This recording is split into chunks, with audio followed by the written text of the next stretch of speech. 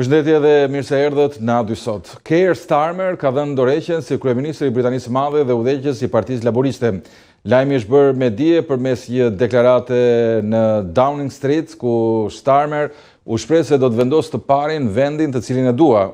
Starmer falenderon bashkëshorten e tij të mrekullueshme, Vic, duke përshkruar atë si një mbështetje të palëkundër. Ai gjithashtu thotë se dëshiron të jetë babai më i mirë që mundem për fëmijët e mi të mrekullueshëm, të cilët janë krenaria dhe gëzimi im.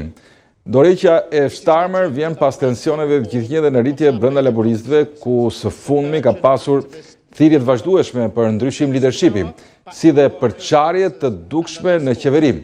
Pakënaqësia ndaj udhëheqjes Starmer u thellua pas largimit të sekretarit të shëndetësisë Wes Streeting, i cili dha dorëheqjen muajin e kaluar.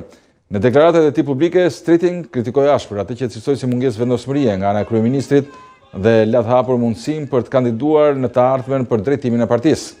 Një tjetër goditje për qeverinë erdhi këtë muaj me dorëheqjen e sekretarit të mbrojtjes, John Healey.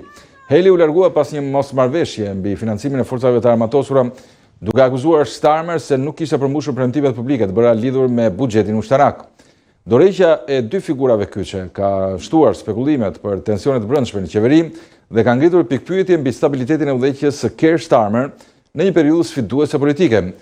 Në fjalimin e tij të dorëheqjes, Keir Starmer deklaroi se do të bëjë gjithçka që mundet për të siguruar një dorëzim të rregullt të pushtetit dhe do të japë pasardhësit të tij mbështetjen e tij. Starmer deklaroi se foli me mbretin këtë mëngjes për ta informuar për vendimin e tij për të dhënë dorëheqjen.